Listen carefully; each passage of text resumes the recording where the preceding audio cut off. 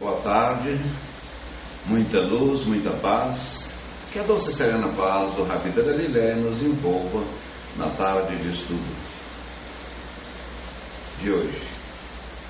Que Deus nos ilumine, sobretudo através dos protetores dessa sala, Chico Xavier e Maria Santíssima, nos envolva com o vosso manto no propósito de bem servir.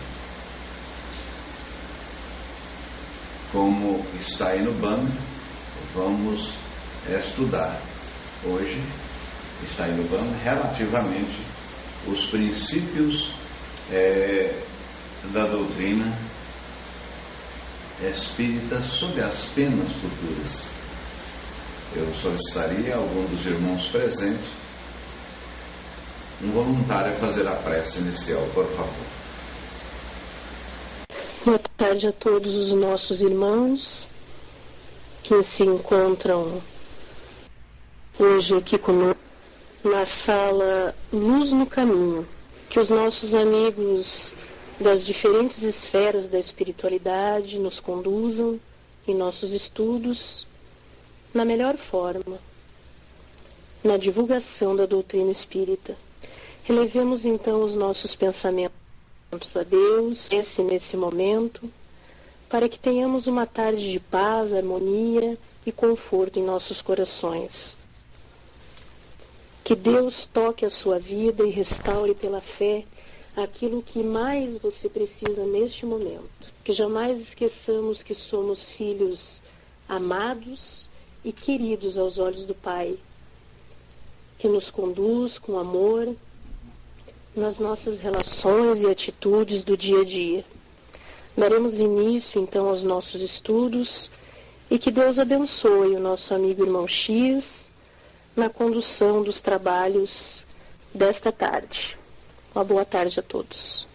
Deus seja louvado. Muito obrigado, meu irmão. Deus seja louvado. Então, como está aí, boa tarde a essas 3 pessoas que chegaram ultimamente. E como está aí no banco, vamos estudar sobre as penas futuras. O Espiritismo falando relativamente às penas futuras. A doutrina sobre as penas futuras.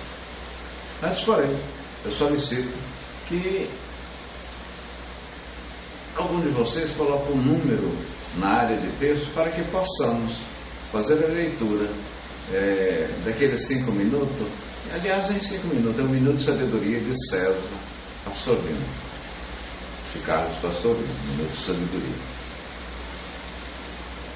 93. Muito obrigado. 93.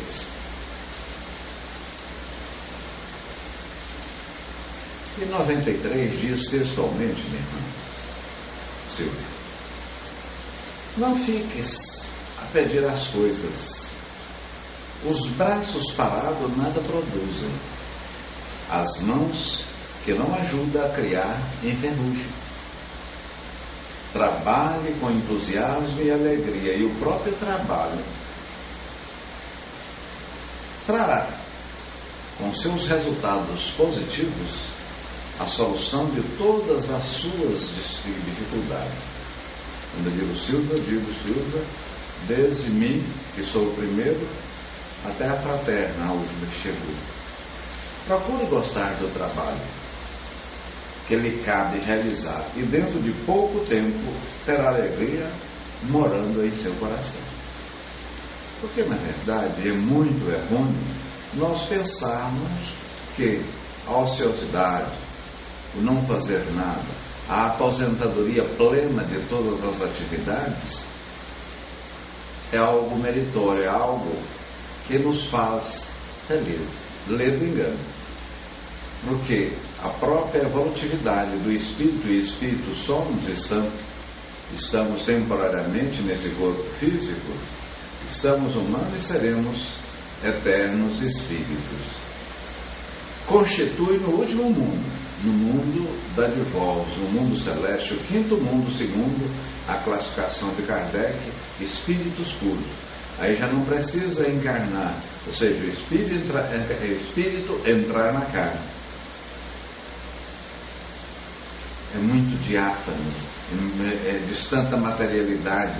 Só felicidade há nesse mundo, mas nem por isso ficam ouvindo os anjos tocar líria, ou mesmo sentado à direita de Deus Pai. É através do trabalho, é através do labor. E como ocorre esse trabalho? São os anjos, são os espíritos puros, emissários de Deus, que ajudam na cocriação do universo. Ajuda na cocriação do universo. Há um trabalho. E trabalho, meus irmãos, não significa aquele trabalho físico, ou mesmo aquele trabalho mental, que você vai para a empresa todos os dias, ou você vai para o labor de uma roça, o labor de um camponês. Trabalho, como afirmou Kardec, é qualquer atividade útil. Qualquer atividade útil. Então, a felicidade está contida no trabalho. Não tem como sermos felizes se não trabalhar. A leitura é um trabalho. Você fazer uma caridade olhando ao próximo é um trabalho. Visitando um hospital é um trabalho. Muito obrigado. Muito obrigado. Boa tarde aos que têm chegado. Os que têm chegado ultimamente, boa tarde. E como está aí no banco, vamos estudar hoje sobre as penas futuras. Se não fala das penas futuras, a doutrina espírita fala das penas futuras, não por ouvir falar, por ler, por estar contida teologicamente em algum texto. Fala pelo pragmatismo, ou seja, pela experiência prática, colocando a prática, ou seja, colocando em prática a teoria. Como dessa forma, irmão X? Sim, através da mediunidade, e os espíritos falam relativamente a essas penas futuras. E nós sofreremos, ou teremos as benesses relativamente o que aqui na Terra, neste orbe Terra, fizemos. Se formos uma alma, um espírito, que tivemos um labor, que tivemos uma obra voltada ao bem, plantamos uma boa semente em uma terra boa, aramos em primeiro lugar, e adotamos aquele princípio que Jesus disse: quem quiser conhecer o reino dos céus, que pegue o arado, me acompanhe e não olhe para trás. Não olhe para trás. E, aliás, alguém de vocês aqui da sala conhece o que é um arado?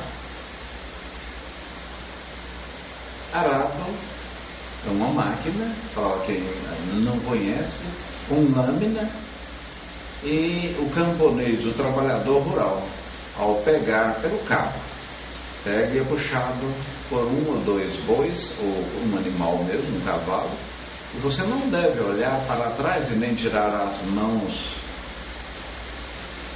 de sua alça. Por quê?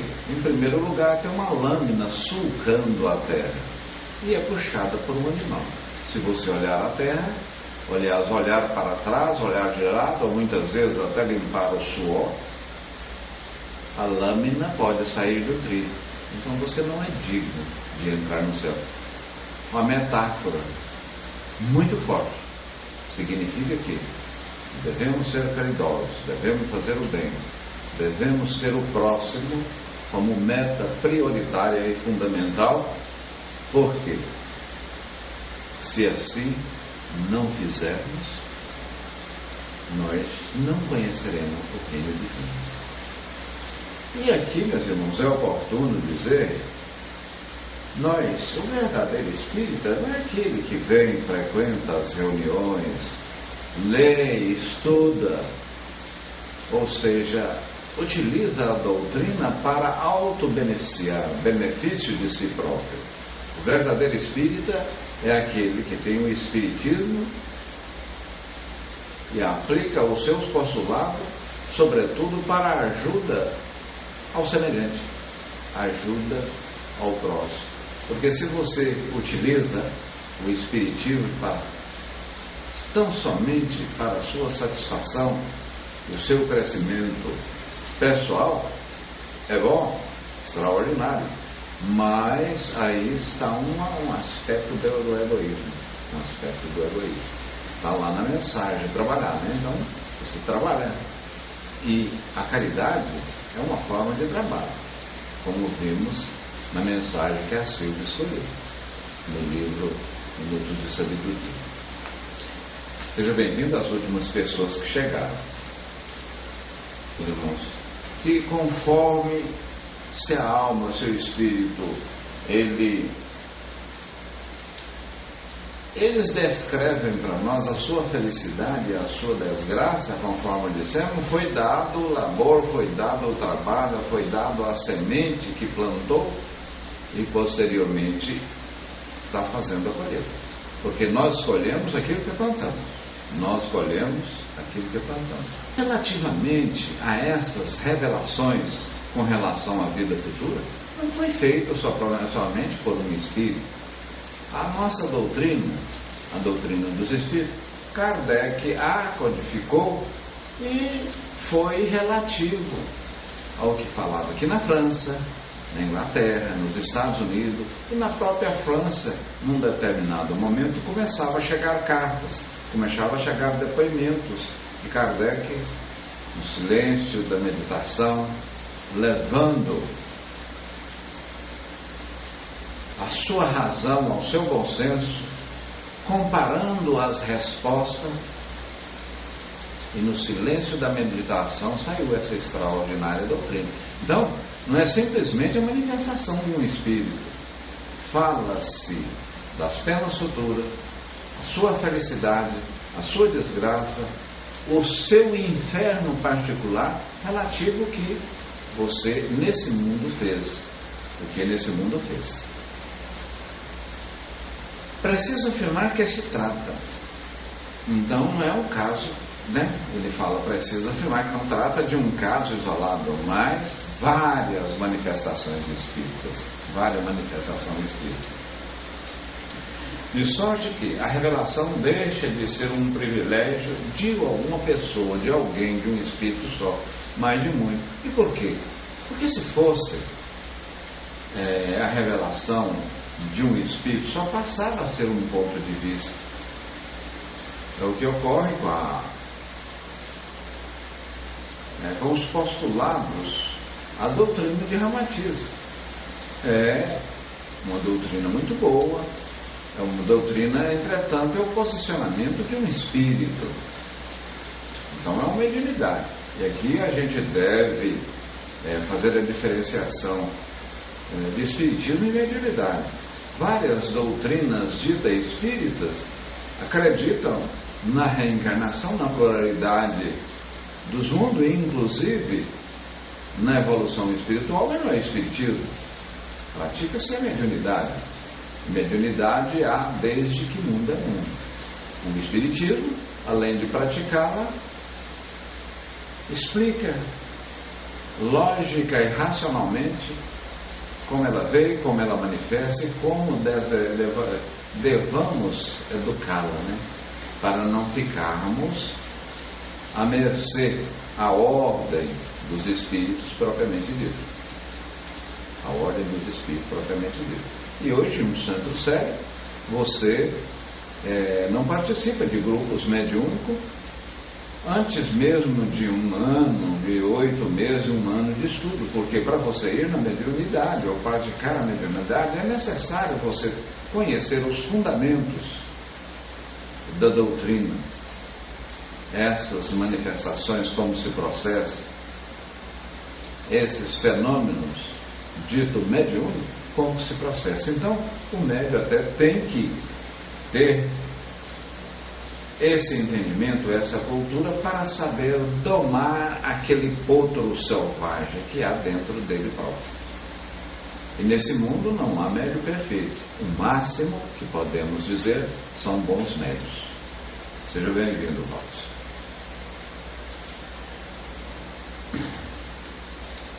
Então, relativamente ao código de pena futura, o Espiritismo não vem, pois, com sua autoridade privada, a formular um código de fantasia, uma ilação, um pensamento, uma subjetividade. O Código das Penas Futuras, e fala-se das penas futuras pela manifestação específica, contundente, firme do Espírito. E é bom ressaltar aqui que não é o Espírito manifestando por um médium, por vários médios, né? Kardec teve esse cuidado. E ele era um pedagogo bastante meticuloso e teve esse cuidado. Notadamente, quando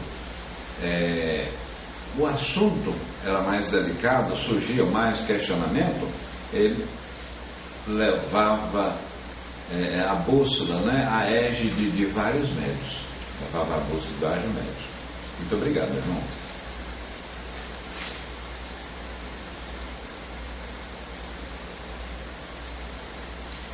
Então, o Espírito, aqui no orbe terra, encarnado, resgatando as suas dádivas, os seus débitos, né, de vida transata, à medida que vai evoluindo, vai tornando mais feliz, para receber a felicidade completa, como dissemos, nos mundos ditosos ou celestes. Mas aqui na Terra, no orbe, nesse planeta que estamos habitando, temos condição de ser felizes dentro daquele termo, né? Dentro daquela coisa que estamos fazendo. Podemos e devemos ser felizes, muito embora é uma felicidade relativa, porque a felicidade plena só no mundo celeste. E em Eclesiastes, não for me engano, diz que na Terra não temos como ter a felicidade completa. Não há única imperfeição da alma que não importe em funestas e inevitáveis consequências, como uma qualidade ou um bem-fazer da alma que não decorre daí paz, alegria e felicidade. Então, aquele inferno próprio, ou aquele céu interior, é um estado de alma. Não que vamos, ao desencarnar, para o local geográfico céu ou inferno, no caso o espírito costuma dizer muito umbral, mas umbral é aqui onde estamos e nós não precisamos ter medo, porque segundo André Luiz, na obra Libertação, tem 7 umbrais. Aqui na crosta terrestre é umbral, zonas abissais outra, tem mais 5 umbrais. Então não precisamos ficar com medo, porque nós já estamos no umbral. Vinde a mim, vós que estáis aflitos e cansados, e eu vos aliviarei, disse Jesus. Pois comigo o vosso fardo é mais leve e o jugo mais suave. Fardo é o peso das vicissitudes. Jugo é aquilo que passamos dentro da própria vicissitude. Então, com Jesus, o fardo é mais leve. Certa feita, eu assistindo uma palestra com a Nete Guimarães, 50 arrobas com Jesus é mais leve. Vocês acreditam que sim? E é mais leve, foi provado cientificamente, que o homem com Jesus, o homem religioso, a ciência provou que ele sofre menos agruras, vive mais e tem menos estresse. Praticamente o homem religioso não tem estresse, vive mais. Então sejamos, pois, religiosos e tenhamos Jesus em nossos corações.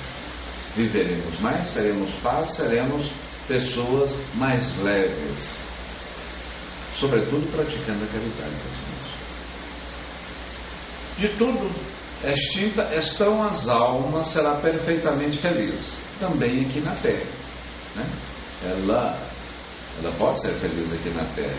Quem tem muitas moléstias sofre mais do que quem tem menos moléstias. Mas vinde a mim os aflitos. Aquele que tem moléstia, aquele que tem sofrimento, aquele que sofre, Ele está resgatando dívidas daqui mesmo, deste órbito, dessa existência, ou de vidas, existência passada. Aliás, não é vida, né, meus irmãos? Porque vida temos tão somente uma vida. Ao nascermos, Deus criou o Espírito, ele não é infinito porque teve início, mas é eterno porque não terá fim. Então, na pluralidade dos mundos, temos várias existências, mas uma vida tão somente. Uma vida tão somente. Depreendendo o sofrimento da imperfeição como um gozo da perfeição, a alma traz consigo o próprio castigo ou prêmio, onde quer que se encontre, sem necessidade de lugar circunscrito. Então, ela traz o castigo ou prêmio, e tudo o que ela faz é em decorrência que foi ou que é. E em decorrência deste bom ou mau proceder, ela não vai ficar num lugar circunscrito, como, por exemplo, o céu ou o inferno, mas ficará, isto sim, em seu estado consciencial, porque céu e inferno nada mais é do que a sua própria consciência. Então, o céu e o inferno está em nosso eu interior. O bem ou o mal que fazemos decorre das qualidades que possuímos. Não fazer o bem significa que você está, de uma certa forma, praticando o mal. Porque para você, deixar de fazer o bem não é simplesmente não fazendo o mal, tendo a oportunidade de fazê-lo. Ou seja, tendo a oportunidade de fazer o bem e não fazer, o mal você praticou. Então não é só simplesmente eu deixar de fazer o bem. Exemplo prático. Eu passei naquela rua X, tinha um cego querendo atravessá-la. Eu tinha a oportunidade de deixar a sacola, a qual estava bastante apressado, pegar na mão do cego, passá-lo no sinaleiro. Não fiz. Pratiquei o mal? Sim, porque eu tinha a oportunidade de fazer o bem e não fiz. Então, nesse caso, pratiquei o mal. Num caso de um suicídio, por exemplo, eu fui alguma peça, eu fui algum componente que nesta ação colaborei para que o suicídio implementasse? Se a resposta for afirmativa, eu tenho a pagar, eu tenho tanto o mal quanto aquele que praticou o suicídio. Então, devemos internalizar que fazer o bem não é simplesmente deixar de praticar o mal, mas tendo a oportunidade de fazê-lo e não fazer o mal, você está praticando. Então, por isso, devemos ter muito cuidado. Devemos ter muito cuidado com ao fazer o bem, implementar a prática da caridade, o VIP, né? Benevolência para com todos, imperfeição da justiça e perdão das ofensas. Toda falta cometida, todo mal realizado é uma dívida contraída e deverá ser paga. Se você não pagar neste orbe, neste planeta Terra, você vai pagar em encarnações subsequentes. Mas não tem um fio de cabelo que você fez com que caísse na outra pessoa, ou seja, alguma coisa que você constrangiu ou praticou o mal que você não tem que pagar. Você terá que pagar. O espírito sofre, quer no mundo corporal ou quer no mundo espiritual. Ele sofre como também ele tem os benesses relativamente à sua evolução. Sofre quando pratica o mal, quando distancia das leis divinas, que estão íncitas, que estão dentro de cada um na consciência, né? Porque as leis de Deus encontram na nossa consciência, a espiritualidade assim diz. E quando delas nos afastamos, cometemos mal. E em cometendo mal, precisamos reparar.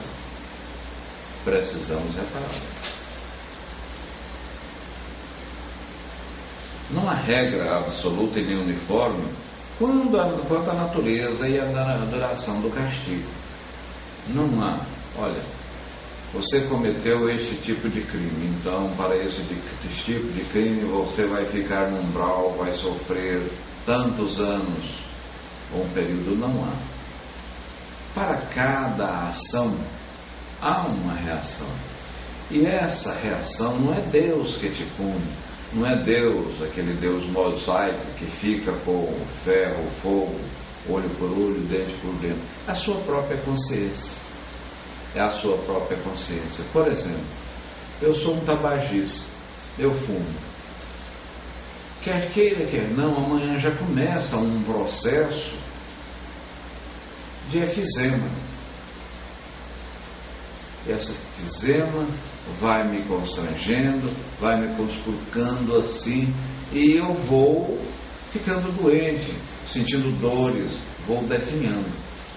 Então esse malefício é em função da minha involução. Por outro lado, sou uma pessoa dadivosa, sou uma pessoa que pratica a caridade, sou uma pessoa feliz, sou uma pessoa que vivo bem, tenho uma qualidade de vida. Estou em contrapartida, mais distante do silício, e sofro menos, tenho o céu. Mas o silício, o sofrimento, se você sofrer com resignação, com paciência, tem pessoas que sentem felicidade diante de um pequeno sofrimento. Vamos pegar irmão Dulce lá na Bahia, quando Vivi estava subindo aquelas escadarias lá, aquelas favelas, aqueles morros, pulmão reduzido a 30%, 40%, né, com felicidade, com amor, com alegria, e andando aquela pessoa pequenininha. Quer dizer, é aquele negócio. Com Jesus, 50 arrobas, sim, fica mais velho. Pode ficar. Seja bem-vindo, Mário. Muita luz e paz.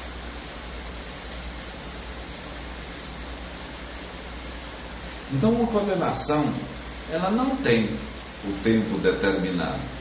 Cada espírito, para cada ação, há uma intenção, e essa intencionalidade é pesado, é medido. O arrependimento, quando eu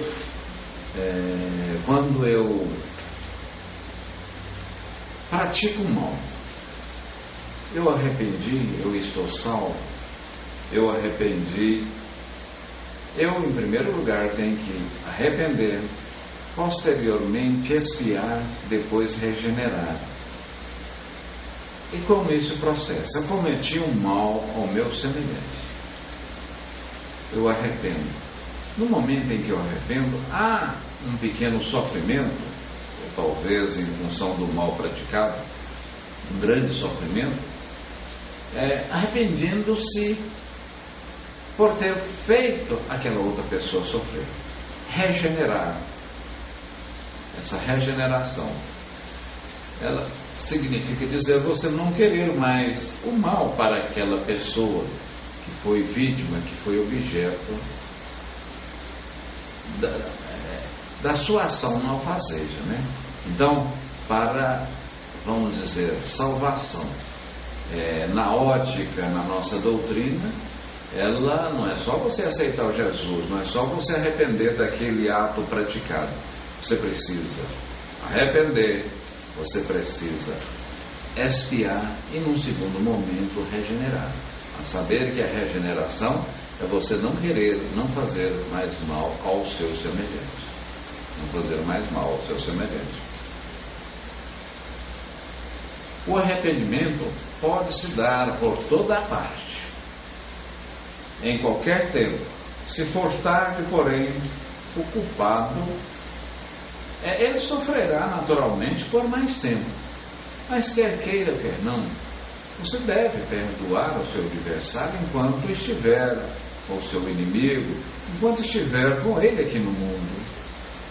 Porque se assim não fizer, você o fará na outra existência, na outra encarnação, neste ou no outro mundo. E muitas vezes você pode não estar com ele no caminho. Quer queira ou quer não, vamos evoluir. Nós vamos chegar aos mundos distosos, aos mundos felizes. Então, ou nessa ou noutra vida, vamos perdoar, vamos regenerar, vamos fazer o bem a esse que nos injustiçou ou que por ele nós sentimos injustiçados. Porque se não fizermos o bem, se não arrependermos, se não nesta existência, vamos fazer luto. Porque é uma escada evolutiva, é como você chegar na última série, na última etapa do curso superior. O cidadão está fazendo odontologia, medicina e está no último ano. Ele inicialmente teve que galgar o fundamental a sério, fazer o ensino médio, fazer o cursinho, passar para o banco escolar até galgar o diploma e ter o devido mérito, né? Ou seja, exercer a sua profissão de médico, dentista ou qualquer outro. Ah, não, mas eu tenho 80 anos, eu tenho 90, eu estou no final de vida. Não importa. Vamos começar dali, mesmo que você arrependeu quase na hora de desencarnar. Isso é ótimo. No plano espiritual, você já começa a regenerar, começa a sofrer, expiar, né?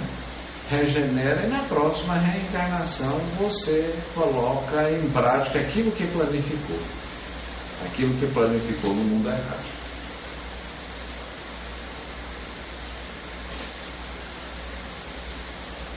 Então, falamos que a reparação consiste em fazer o bem.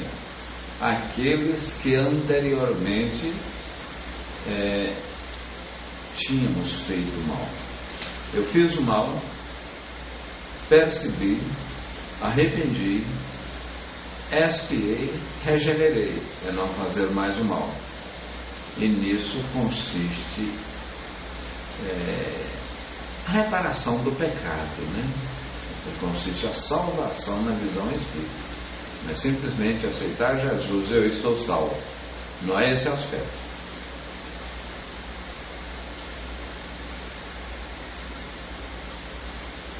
Os espíritos imperfeitos, aqueles espíritos recalcitrantes que teimam em caminhar pelo caminho do erro, pelo caminho do vício, distante da virtude, eles são execrados, são excluídos dos mundos superiores. Isso porque perturba a paz, perturba a ordem daquele mundo. Então, antes que eles evoluam, antes que planta aquela sementinha na terra fértil, depois de arada, conforme o pegar na charrua, o pegar no arado que falamos inicialmente, não tem como ele participar da felicidade desses mundos superiores. Quer queira, quer não, meus irmãos, todos nós, acreditemos ou não na reencarnação, vamos viver em vários órgãos, vamos ter várias existências até chegar aos mundos ditosos, até chegar nos mundos superiores. Como os espíritos têm sempre o livre-arbítrio, os progressos são de ordem diferente. Eu, o irmão X, posso ter um progresso, posso ter uma caminhada mais difícil do que a Silva, mais difícil que a Assa, porque ambas são estudiosas, praticam o bem, são caridosos, têm o amor como meta principal, então pode naturalmente chegar lá primeiro. Então o livre-arbítrio é um componente importante nesse processo de evolução. Deus nos criou simples e de forma igualitária no início, mas uns, na caminhada do progresso, dão uma volta maior, outros vão mais certo. É a mesma coisa de um estudante na escola. Tem certas crianças, de forma determinada, de forma concisa, de forma objetiva e direta, galga uma estrada mais reta. Outro, muitas vezes até seu irmão gêmeo, né? De uma placenta univitelina criada na mesma casa, recebendo a mesma comida, tendo a mesma educação, e não vai para frente, é uma criança difícil, respondona, tudo que a mãe e o pai falam, se obstacula muito com relação às orientações dos professores, então não vai. Quer dizer, um espírito assim mais recalcitrante. Então, aquele espírito está dando alguma volta, está tergiversando, enquanto aquele outro foi mais direto, foi de uma forma mais reta. Consequentemente, o caminho para aquele foi muito curto. Porque eu e você, muito embora fomos criados, podemos ter sido criados em momentos diferentes, mas de forma igualitária, todos de forma simples e vulnerável. Esse é o mérito e a dádiva de Deus. O mérito e a dádiva de Deus, né? De nos criar, a justiça também, de nos criar de forma linear e iguais. Quaisquer que sejam, ou que sejam uma inferioridade e perversidade dos espíritos, Deus jamais o abandona. É aquela ovelha perdida. Eu estou com 100 ovelhas. Eu fico satisfeito em achar aquelas 100 ovelhas, quando a mesma voltou para o aprisco. Daí muito bem também explicado a parábola do filho pródigo, né? Aquele filho que saiu e voltou, quando o filho chegou, o outro que estava, meu pai, mas o senhor matou o melhor novilho, matou o melhor vitelo, ele dilapidou a sua fortuna, eu estou sempre aqui, o senhor não me deu nem um carneiro para me festejar com os amigos, para que eu festejasse com os amigos. Ele disse, meu filho, ao mais velho, né? Jesus disse, o Senhor lá na parábola que Jesus contou, disse, meu filho, o seu irmão estava morto e voltou, e você está com todos os dias, que tudo é seu. Veja bem, então, o filho pródigo dilapidou a fortuna, gastou e esteve comendo em comida, inclusive comida dos porcos, mas ao retornar lá, o pai o recebeu como aquela ovelha desgarrada que voltou ao aprisco. Então, nesse caso, Deus não deixa um filho sequer. Se você não evoluiu nessa encarnação, nessa existência, se você fez as piores atrocidades, você terá a oportunidade, através de novas reencarnações, reparar os seus atos. Ao passo que as penas eternas, ela fragiliza os laços familiares. Porquanto você fez o mal, você praticou o mal, cometeu um pecado, digamos, capital, você é designado a regiões tenebrosas, as regiões, né, bastante caloríficas e com labaredas, dita inferno, e sofrerás eternamente. E não passará um daqui, dito céu, para lá, e nem de lá para cá. Ó, meu pai, então faça isso na parábola de lá. Vá até minha casa e fala para meus irmãos, para que eles não cometam esse erro que eu cometi. Foi quando Jesus também, através de outra parábola, disse, mas eu mandei. O nosso pai mandou Moisés, mandou o profeta, nós estivemos especialmente E há disseminado a doutrina em todo mundo. Então, fazer o bem tem vários profetas, e eu estou intuindo vários espíritos a também se importar. Então, há exemplo diverso. É só querer dar exemplo diverso, meus irmãos. E está aí, o nosso anjo protetor, o nosso anjo de guarda, vários espíritos amigos, influenciam-nos não só de dia, quando estamos nos diversos labores, ou mesmo quando dormimos e promovemos a alma, ou damos ao espírito essa emancipação. Ainda há influência maior dos 12 espíritos. Como temos o livre-arbítrio, podemos naturalmente adotar o exemplo de um espírito que não tem uma vida dadivosa, ou que não quer que nós evoluamos ou ficamos paralisados conforme o mesmo está.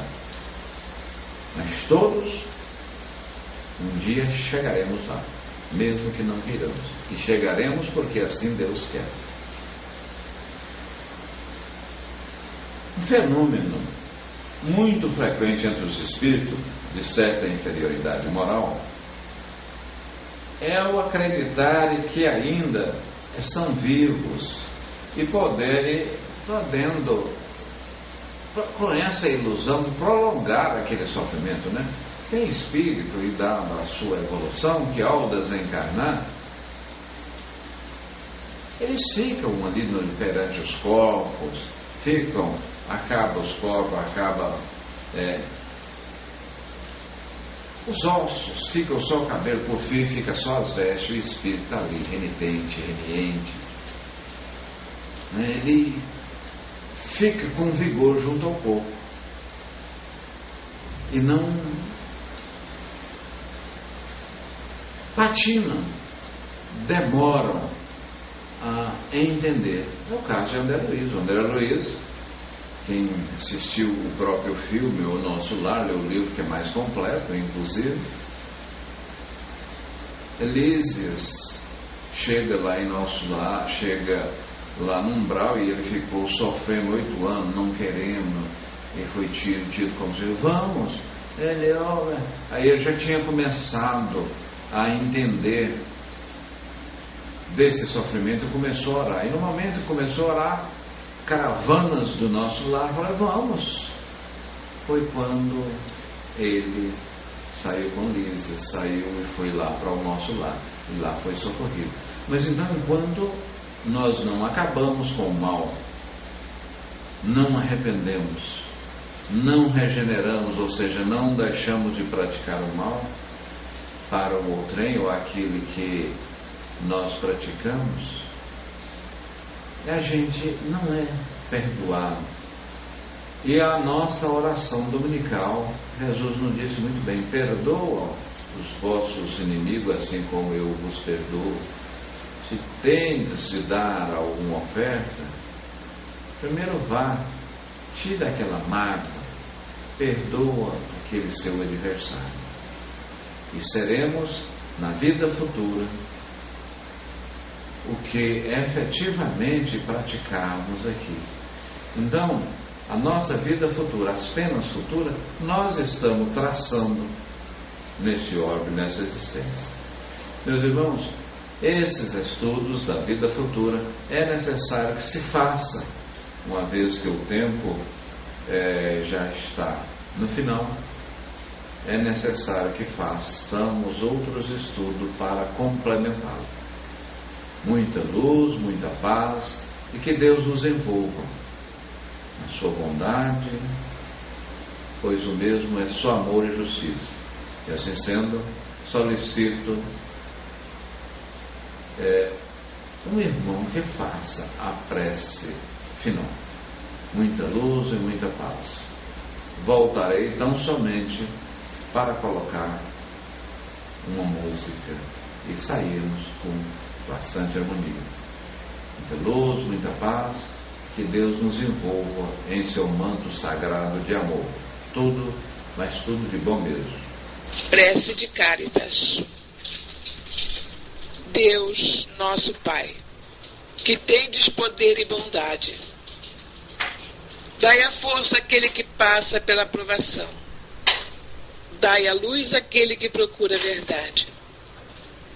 Ponde no coração do homem a compaixão e a caridade. Deus, dai ao viajor estrela guia, ao aflito a consolação, a doente o repouso.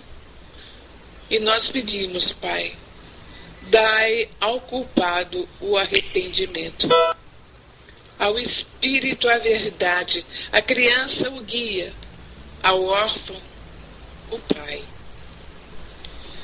Senhor, que vossa bondade se estenda sobre tudo que criastes. Piedade, Senhor, para aqueles que vos não conhecem. Esperança para aqueles que sofrem. Que a vossa bondade permita aos Espíritos Consoladores derramarem por toda parte a paz, a esperança e a fé. Deus, um raio, uma faísca do vosso amor pode abrasar a terra. Deixai-nos beber na fonte dessa bondade fecunda e infinita, e todas as lágrimas secarão, todas as dores acalmarão. Um só coração, um só pensamento subirá até vós, com um grito de reconhecimento e de amor. Como Moisés sobre a montanha, nós vos esperamos com os braços abertos, ó bondade, ó beleza, ó perfeição, e queremos de algum modo alcançar a vossa misericórdia. Deus, dai-nos a força de ajudar o progresso, a fim de subirmos até vós. Dai-nos a caridade pura, dai-nos a razão, dai-nos simplicidade, que fará de nossas almas o espelho onde se refletirá a vossa santidade e a sua santíssima imagem. Assim é e assim será. Meus caros irmãos, eu espero que a paz esteja com todos vocês. Assim seja.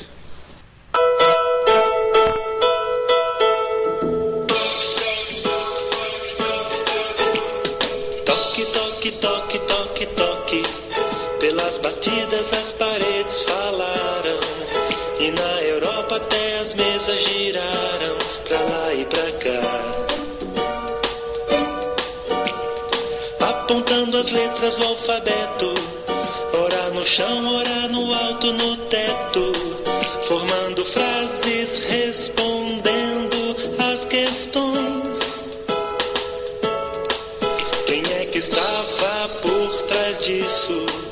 Alguém se preocupou com isso e começou as suas investigações,